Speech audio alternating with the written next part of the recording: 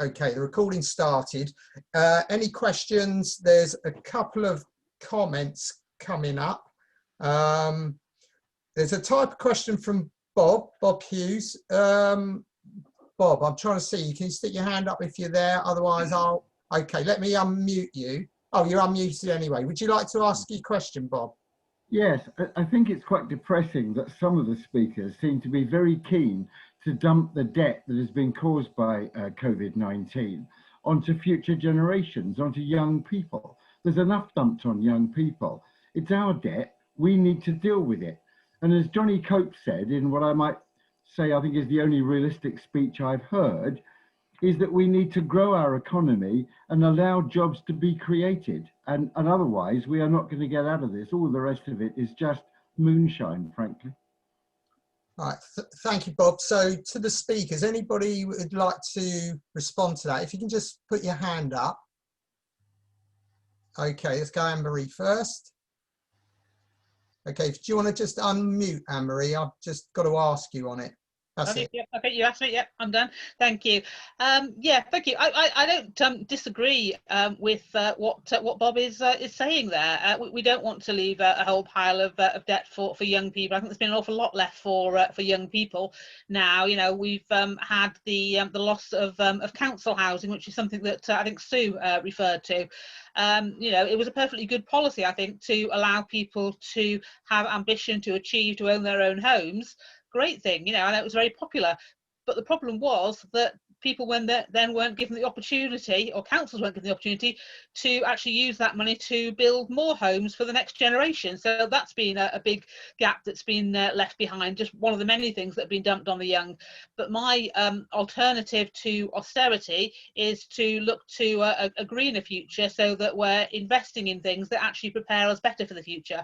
So we're looking at things that don't leave a big bill to clean up afterwards. You know, we don't want to invest in huge amounts of nuclear power that then have this most ridiculous bill to clean up and to deal with all the aftermath of it in future years. Right. Thank you, Anne-Marie. Sharon, Sue, Johnny, anyone who's...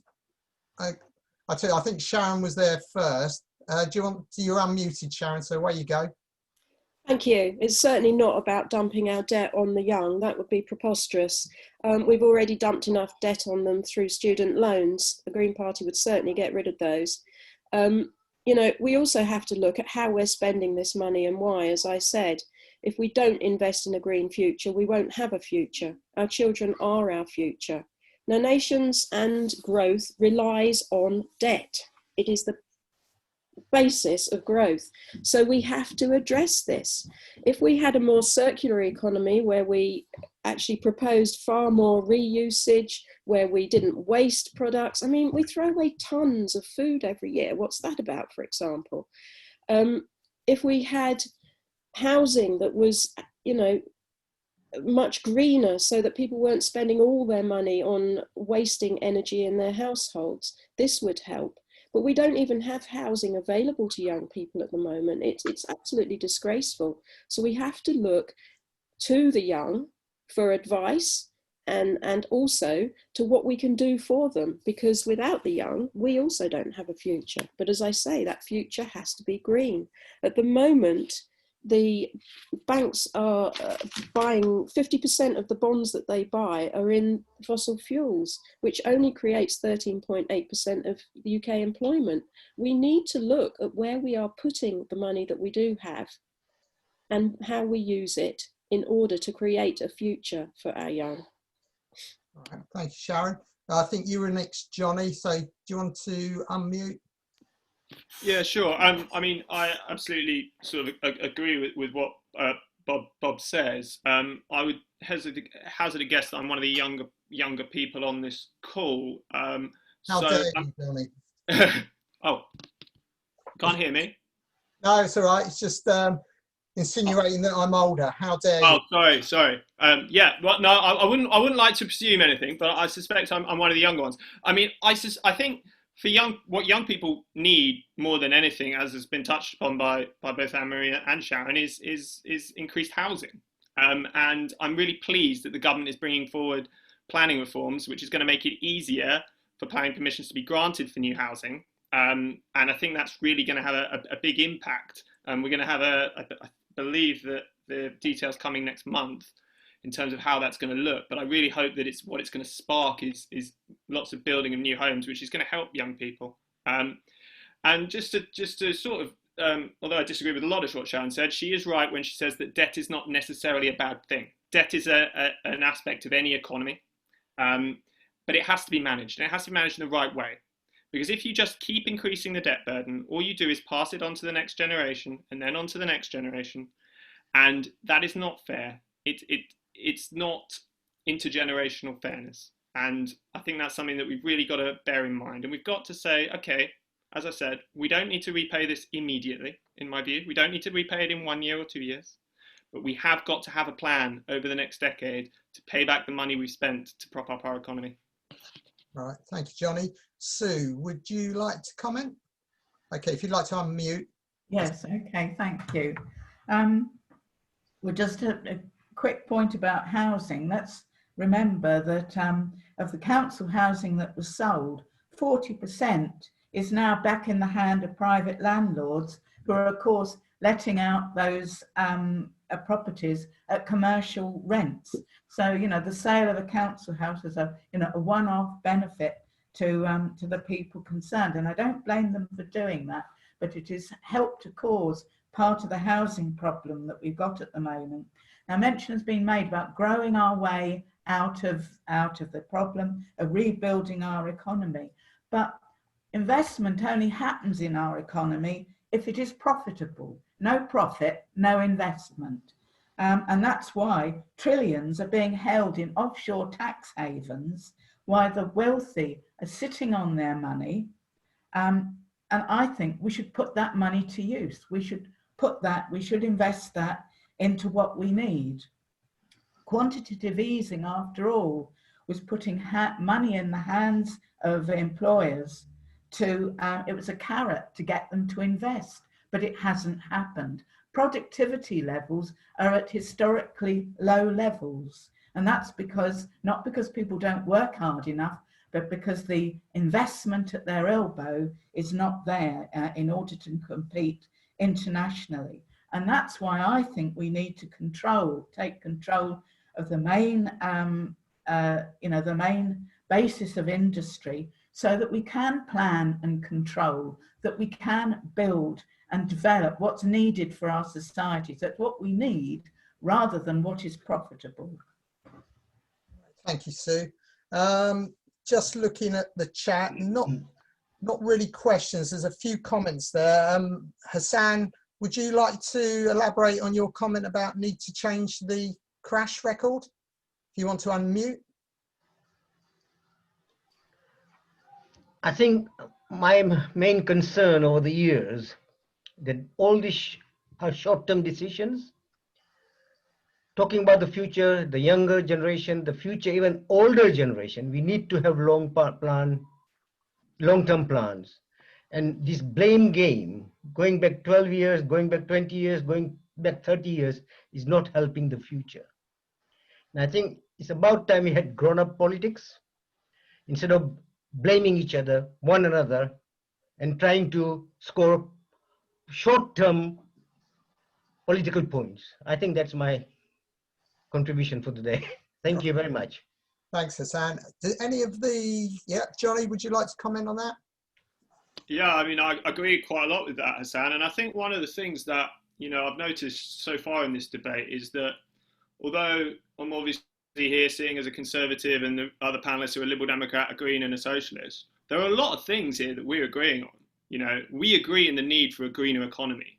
We agree on the need, I think, for a more leveled up and fairer economy. We just have different ideas about how best to get there. And I think that's really a really positive thing that we can take away from this discussion here today. Okay. Sue, would you like to comment on Hassan's point? Okay. Sharon, okay. Go for it, Sharon. Thanks, yeah. No, I do agree we do have quite a bit in common. I would suggest that the climate emergency is a lot more emergency than just sort of tampering at the edges and waiting till 2050. Coming back to your point though, if I may call you Hassan, is that right? we do still, however, need to learn from history. If we look at the 2008 economic crash, we had quantitative easing. What happened was the government allowed, you know, more money into the system, a massive amount of money actually. But where did it go? They gave it to the banking system in the hope that they would invest in small and medium-sized businesses in this country to encourage further employment. But what actually happened was that the vast majority of that extra money went to financial corporations again and were invested in shares in order to keep the share prices up, which in itself made our economy look quite strong, but actually did very little, if not in fact nothing, to help the people. So, you know, if we don't learn from how we have spent money in the past and how we have created debt in the past, then we may not change the ways we are doing things now. And that's where, as I started off with, I think we need a very, very strong ideological change here to lead us forward. You know, as I said, our youth are our future. We need to be looking after them, but they won't have a planet or a future if we don't also look after the environment. Everything that we produce, everything that we have, relies on us living on a planet that we can survive on and hopefully thrive on. And this is where this donut economics and circular economy is so important, that we're not producing things that need to be thrown away within 5 minutes, that we're actually looking at what we are spending and why we are spending it. We need also to look at, you know, how these hedge funds are betting against our currencies and how our pensions are invested, etc. Because there is enough in the system. We just need to use it more wisely. Okay, thank you, Sharon. Anne-Marie, would you like comment at all?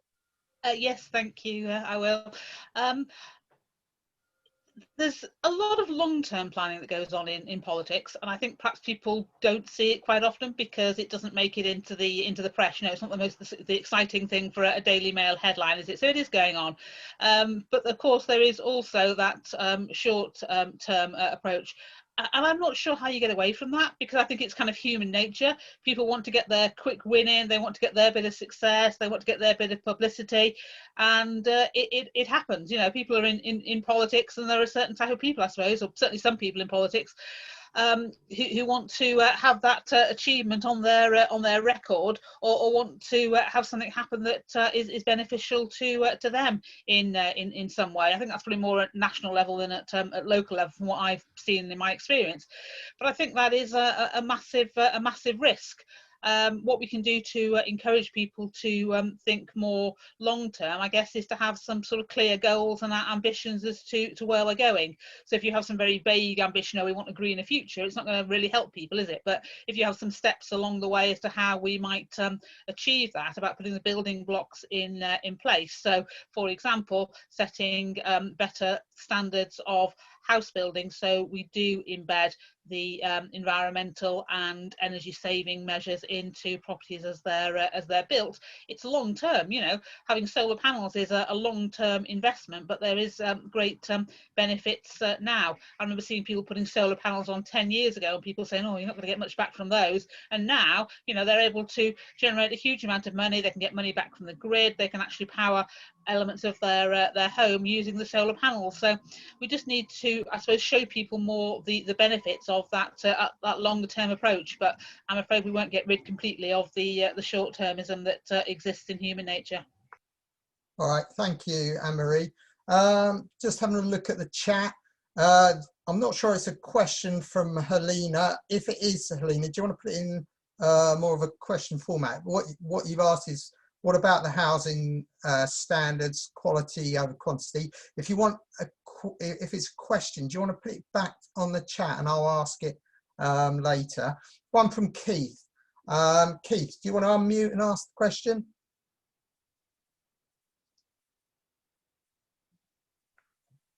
Yes, there's an Oxfam report come out suggesting that 122 million more people could be pushed into starvation levels throughout the world. It's obviously going to be the poorest countries, the weakest economies that are going to be facing this. And one of the effects of that will be increased migration levels.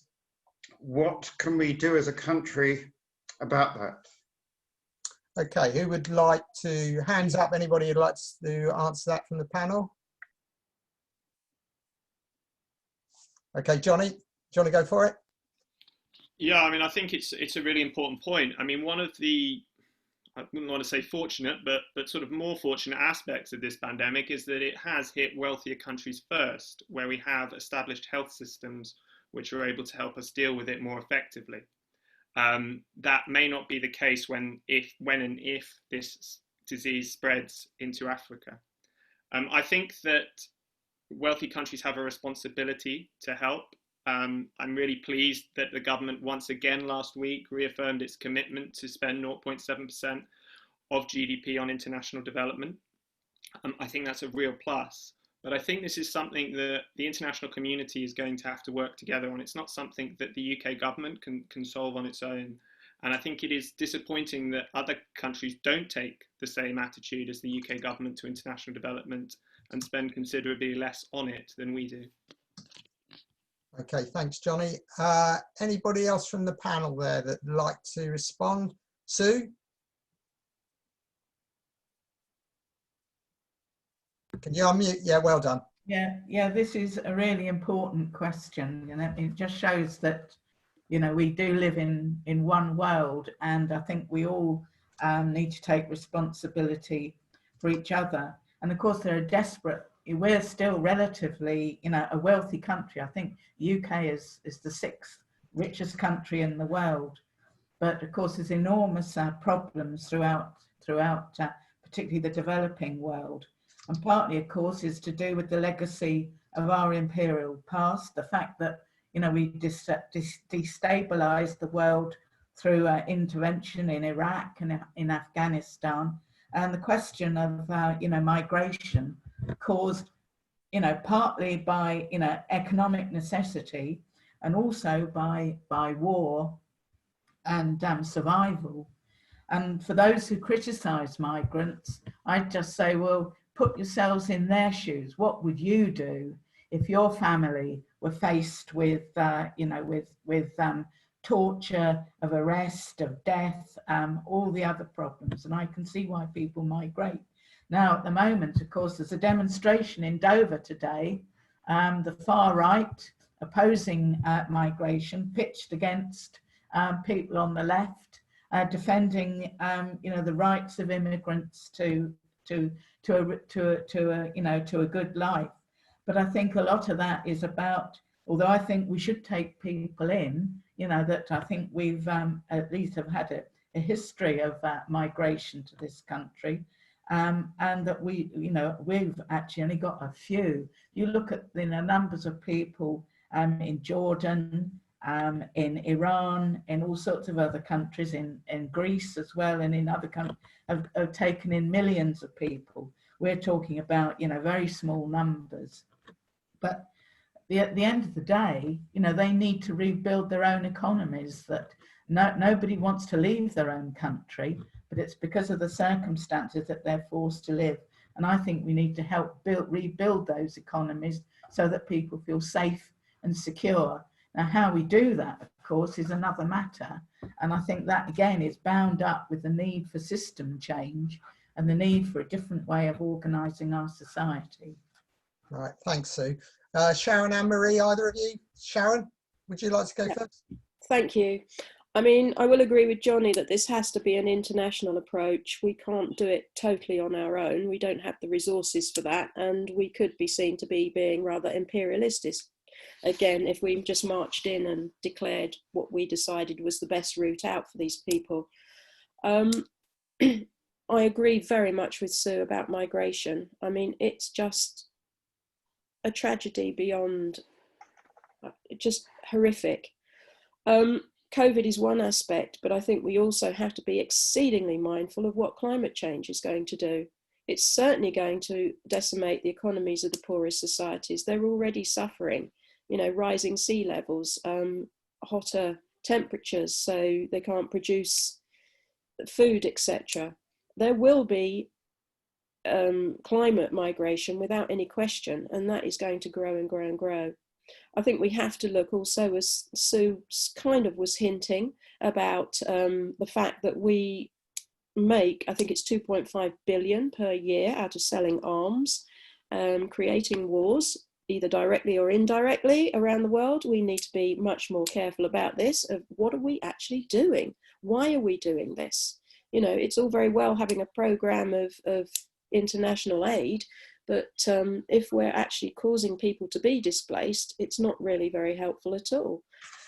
So there are so many issues bound up in this. Obviously, none of us can have a simple answer to it. It needs international cooperation, but we also need to be looking at the climate. And I agree with Sue that we haven't taken in very many migrants. We should be more liberal in that respect.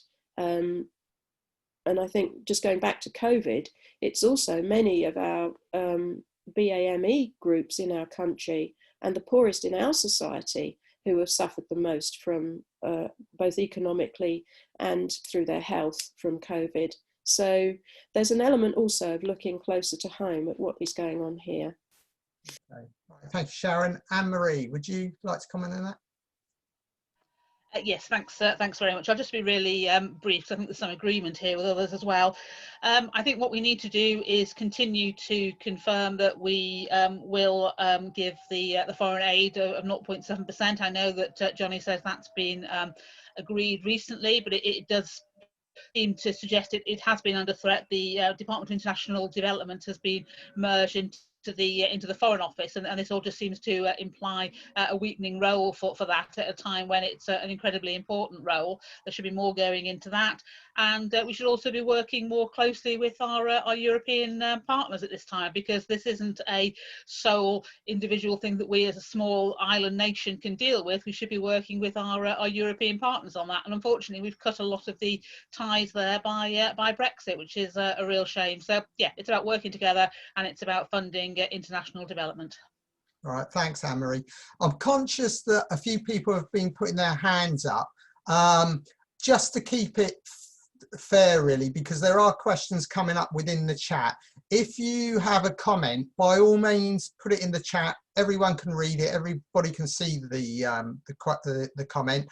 If it's a question, again, if you can just put it in the chat, phrase it as a question, just so that we can keep this fair, because obviously we always tend to run out of time anyway. So just looking through, there's a question from John Morris. John, would you like to unmute and ask your question?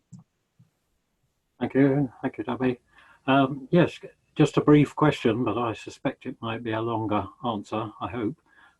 Can the speakers explain why the debt that a number of them have talked about have to be paid back? Why has the money that's been spent having to be paid back? Okay, anyone on the panel would like a stab at that one? Go ahead, Sharon. In a sense, it actually doesn't. I mean, this money never existed in the first place. It's just produced out of thin air, and it has to be paid back with interest, because it's all about profits to private banks who need to pay off their shareholders. We could have, we could have a debt holiday if we wanted. The only problem is, as I also mentioned earlier, is that, money is dependent upon having faith and belief in the system that we have. And so if we did say that we weren't going to pay it back, I think it would cause international havoc and be a problem. But we certainly don't have to pay it back in the next 50, 100, whatever years. We still owe the Americans money from the Marshall Plan following World War II. I have to say the Germans used their Marshall Plan money very well and invested in industry. And, the phrase is that the Germans may have lost the war, but they won the economic war. We didn't use that money very wisely, and we're still paying back some of that debt. So debt for a nation is not really a problem unless it becomes so huge that we lose faith in the nation, in which case our currency drops, etc., etc.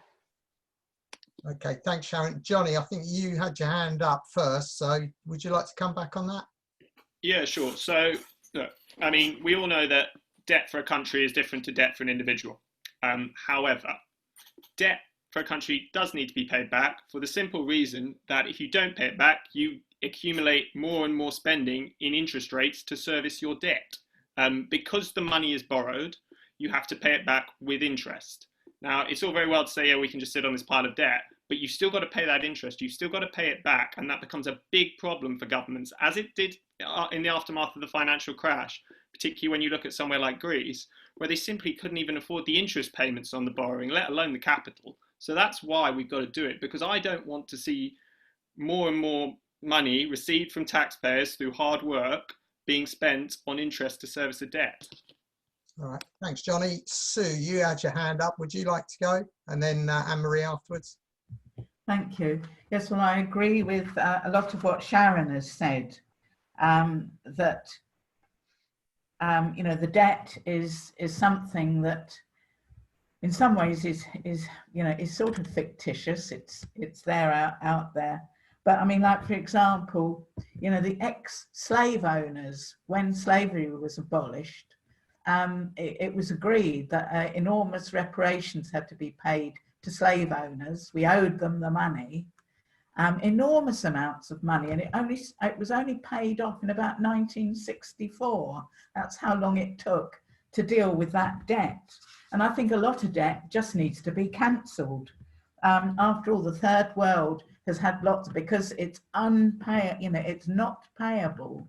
It has actually been, some of that has been cancelled. And in Greece, where the EU insisted that money had to be repaid, of course, what happened is that debt was thrown onto the backs of working people who now live in penury. You know, I mean, the austerity that's been visited on the Greek people is nothing to the austerity that we faced. And so I think, again, if you rebuild the economy on a different basis, on a socialist basis, well, you know, you cancel the debt, but you give everybody a decent standard of living. You change the way we organise our society so that everybody can take a share in society. And we don't, that way we deal with it. But the idea that we just carry on paying debt, which will be placed at the feet of people like ourselves, then I think that is untenable and unsustainable. Right, thank you, Sue. Anne-Marie. Thank you. Yeah, okay. I mean, it is all this sort of invisible money that we never see, but that there is something there at some point. We can't just forever not pay back the debt. What we can do is invest in the right way, invest in the future technologies, the future ways of working that makes us a successful and profitable company, moving away from carbon producing producing industries, carbon producing ways of transport, for example, looking at new ways of doing things, utilizing new technologies. You know, we've all moved so much online during this period. We can use more of that to our advantage as a country. We've often, as a country, been very much at the forefront of developments and moving things forward in new technology. We need to do more of that, be generating money in that way, making sure that we're helping and supporting those who are at the lower end of the income groups. You know, the Lib Dems tried to do that, and I think was successful to some extent with that during the coalition by taking people out of tax who earned, I think it's up to about 12,000 now. It started off at 8,000. So, you know, that's been some sort of help that will help those who are at the lower end of things. So let's help those people. Let's drive the economy in a new way, but we can't just ignore the debt. It does exist. Okay, thanks, Anne-Marie.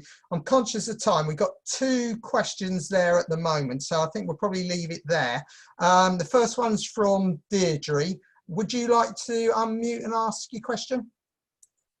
Yeah, it's actually my husband's question, Marcus. Okay, yeah. All right. It's directed at Johnny. Johnny, you mentioned that balancing the books, but well, it took the country over 50 years. I think it's 2006 that we finally balanced the debt, repaid the debt from World War II, which obviously took a long time, but it was a massive debt. means how are we going to pay this debt back with these Brexit negotiations going on?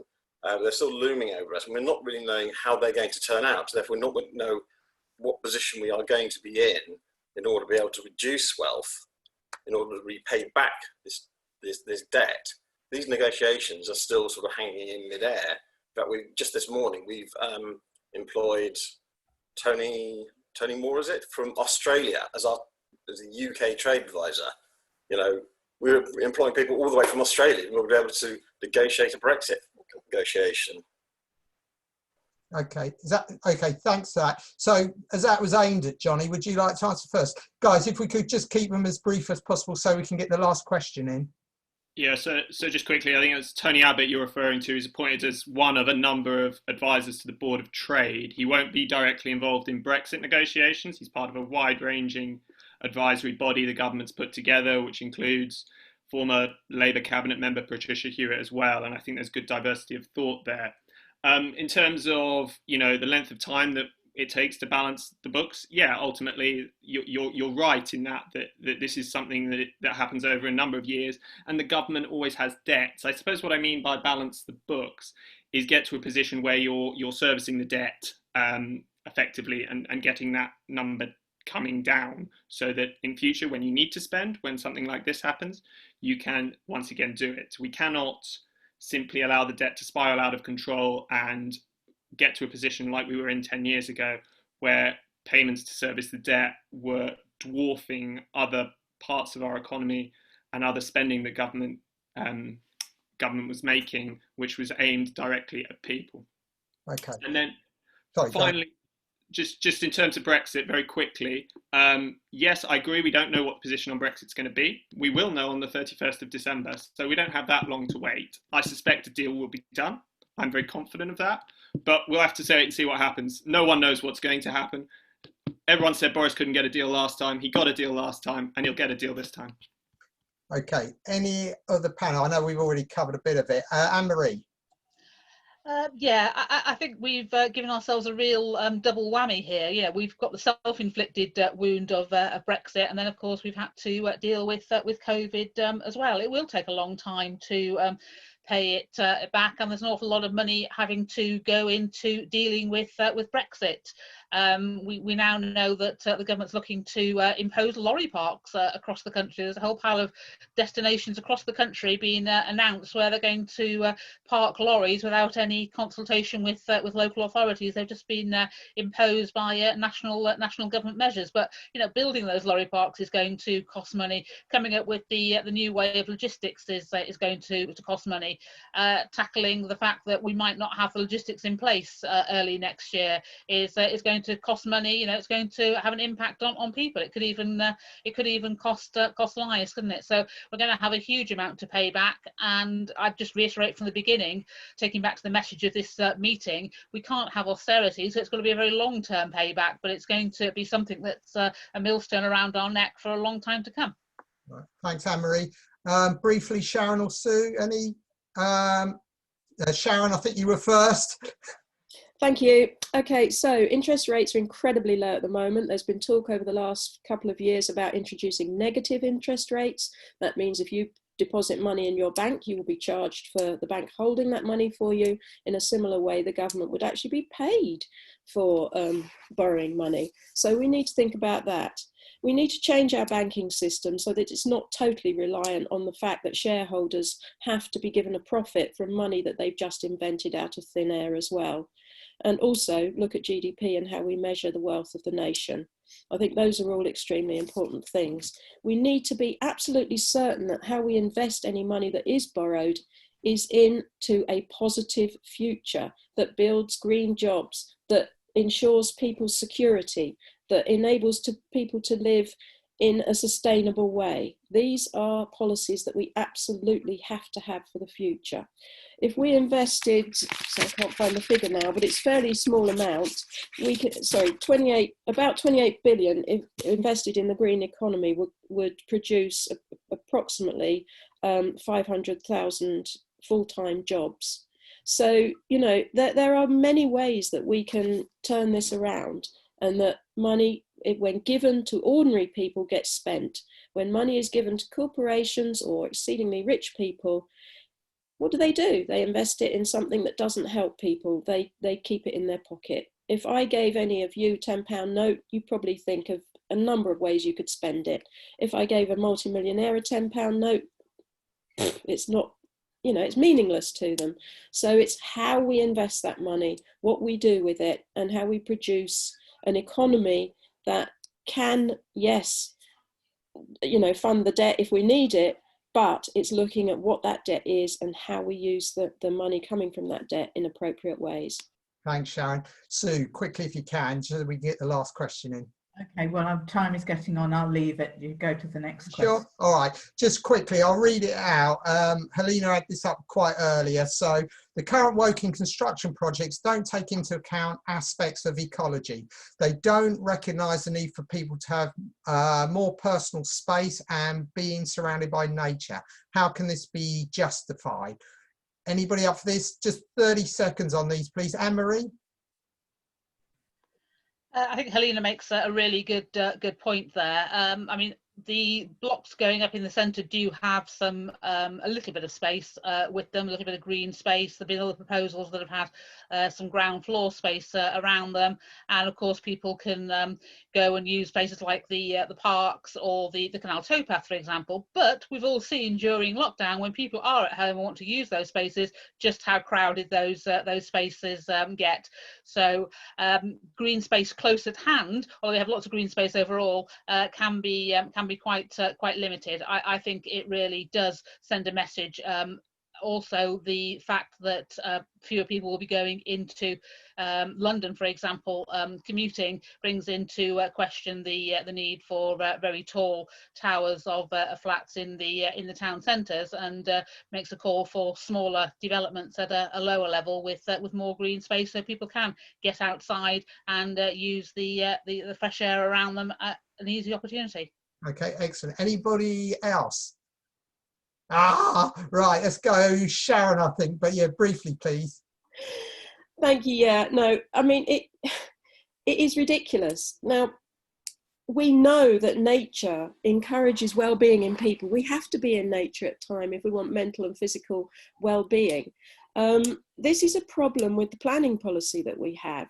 We have to think about greening buildings as well, having, you know, growing walls and see, you know, the roofs and things, which can produce more greenery in an area.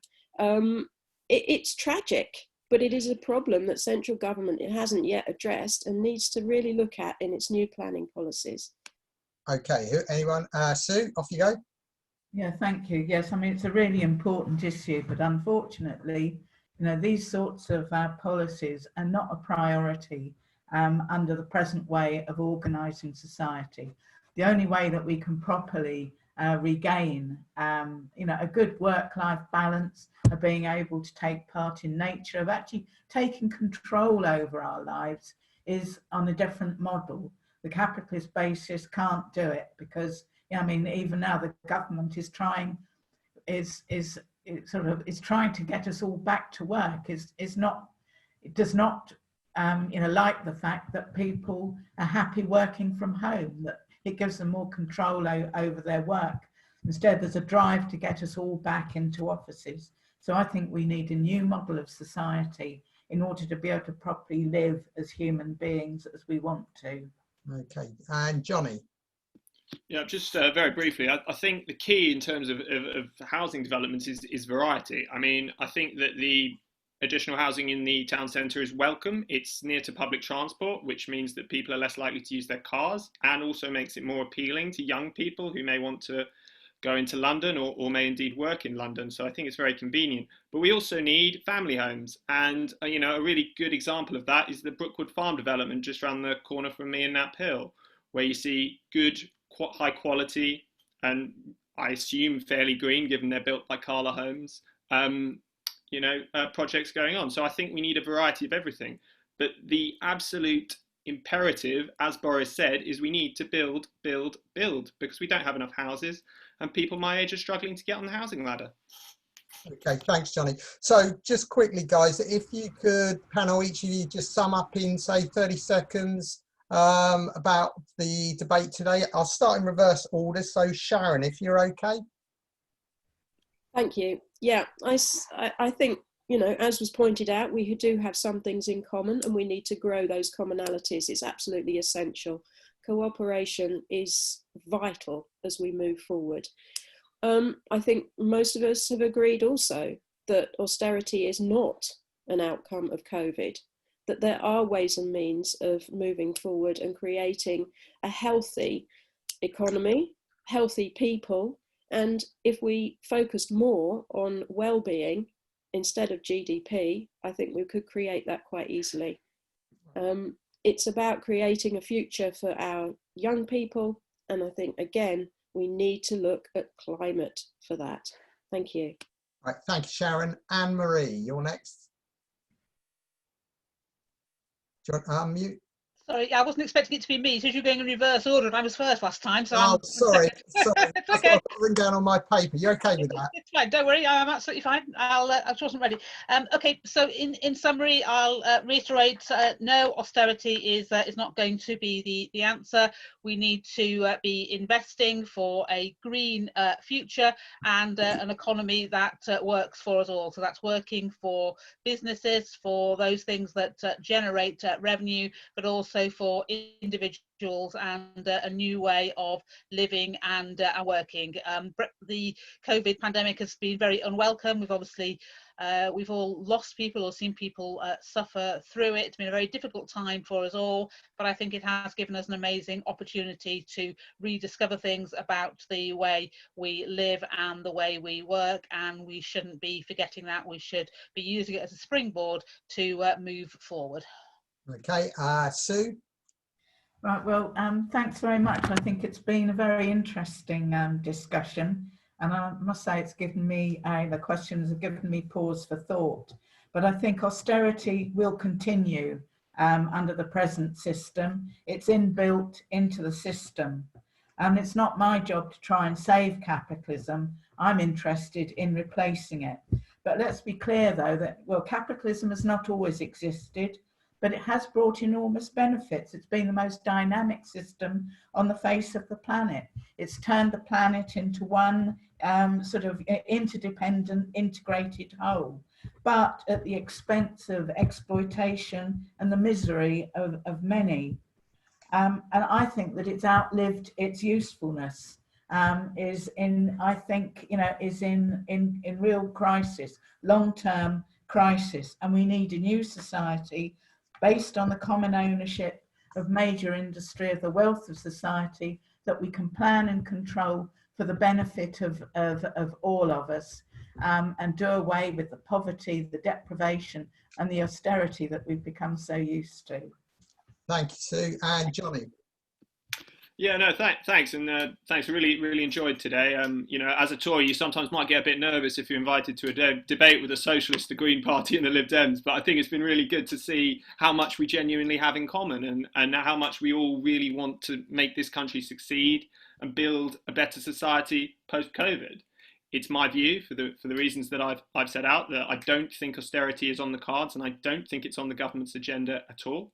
I think you're going to see the government go back to what it promised in the 2019 general election, and that was a levelling up right across Britain through a heavy investment in infrastructure, be that transport and be that 5G, be that anything else that they can think of, including green agendas. So I think that's really where we are. I think that the government will, as we come out of this, build a stronger, greener and fairer economy, and it will service our debt through growing our economy, as well as some minor adjustments to our tax system. All right, thanks, Johnny. Thank you to all the panel. I think everyone agreed today. It's been an excellent panel. It's been a really balanced debate, which is always good to have.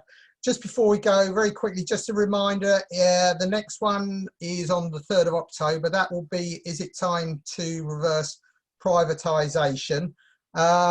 Keith will be sending out the usual information.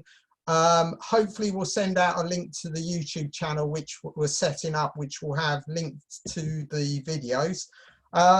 Just a plea from myself finally, which is we've talked about the youth today and how important, you know, the future is for the youth.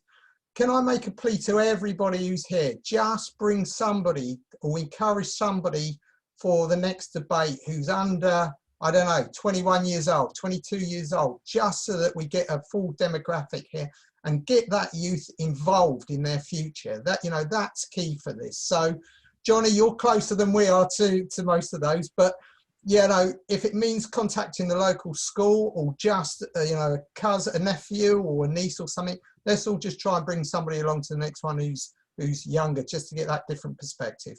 So thank you, everyone. That's 2 minutes over. I apologise for that, but thanks for everyone who attended today, and goodbye.